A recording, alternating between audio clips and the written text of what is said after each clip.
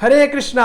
आप सभी का फिर से स्वागत है आपके अपने चैनल गौरांग के ज्ञान में। और मैं आज आप लोगों के लिए एक बहुत ही ज़्यादा प्रैक्टिकल टॉपिक लेके आया हूँ। आज का टॉपिक है scientific proofs for the existence of soul.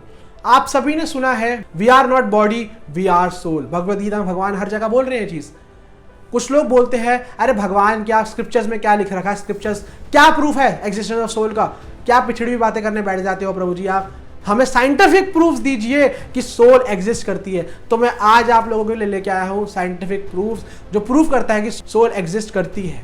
So let's begin.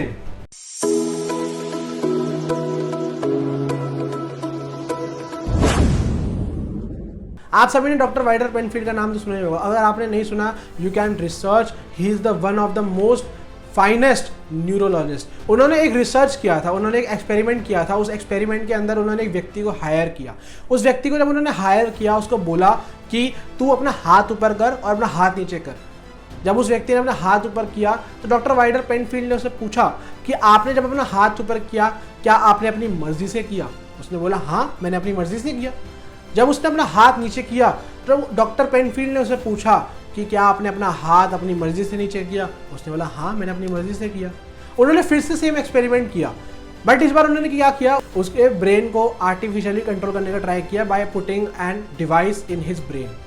तो जब उन्होंने उस व्यक्ति को कमांड दिया अपने डिवाइस के द्वारा कि अपना हाथ ऊपर करे, तो उसने अपना हाथ ऊपर किया उस व्यक्ति ने। तो फिर डॉक्टर पेनफील्ड ने उससे पूछा कि क्या आपने अपना हाथ ऊपर अपनी मर्जी से किया? उस व्यक्ति ने बोला मेरा हाथ तो ऊपर हुआ था बट मैंने अपनी मर्जी से नहीं किया।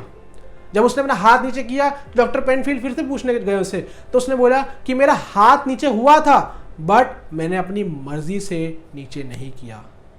डॉक्टर वाइडर पेनफील्ड काफी ज्यादा शॉक हो गए।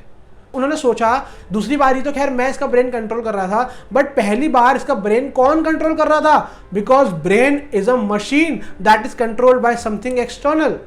तब डॉक्टर वाइडर पेनफील्ड ने ऐसा एक्सपेरिमेंट सेम अगले 40 सालों तक करते गए और उन्होंने अपनी बुक मिस्ट्री ऑफ माइंड में लिखा कि ये जो एक्सपेरिमेंट का निष्कर्ष यही है कि ब्रेन को कोई एक्सटर्नल चीज़ कंट्रोल करती है।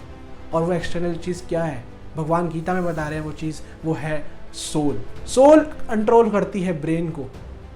और ना ही सिर्फ ये, एक और एक्सपेरिमेंट हुआ था, near death experiment. Near death experience के बारे में तो आपने सुना ही है ना। डॉक्टर माइकल सेबॉम करके एक बहुत ही ज़्यादा फेमस कार्डियोलॉजिस्ट थे। उन्होंने क्या किया, उनके पास एक पेशेंट आया। उस पेशेंट को हार्ट अटैक आया था। तो उस पेशेंट को जब हार्ट अटैक आया तो उसकी कार्डियक सर्जरी करने के लिए उन्होंने उसको एक रूम में बंद किया। और वो रूम कैसा था? 10 दरवाजों के अंदर जाके वो रूम था।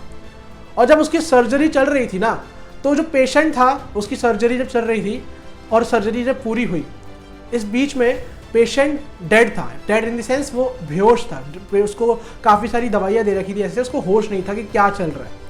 बट जब सर्जरी ख़त्म हुई, सक्सेसफुल हुई, जब वो खड़ा हुआ, उस पेशेंट ने खुद आके बताया डॉक्टर माइकल सेबॉम को ऐसी चीज़ जो डॉक्टर माइकल सेबॉम हैरान हो गए।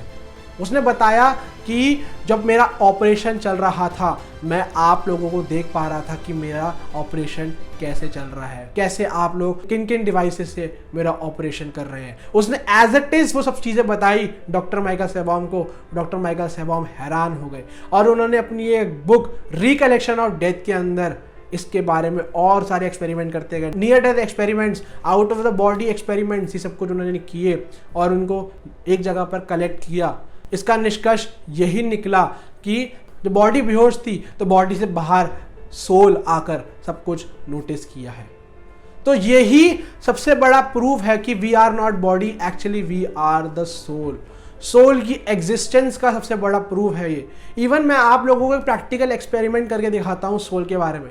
मैंने जैसे अपना हाथ ऊपर किया, मैं क्या बोलूँगा? This is my hand. जब मैंने अपने फेस को टच किया, मैं क्या बोलूँगा? This is my face. These are my eyes, this is my nose, this is my mouth. मैं ऐसे बोलूँगा ना आप लोगों को। मैं ये तो नहीं कहूँगा I am the hand, I am the eyes, I am the mouth, I am the nose, I am the face. हम ऐसा तो नहीं बोलते। और सेम बॉडी के साथ भी हम बोलते हैं दिस इज माई बॉडी। तो अगर हम लोग ये दिस इज माई कर रहे हैं, एक्चुअली में हु एम आई? मैं कौन हूँ?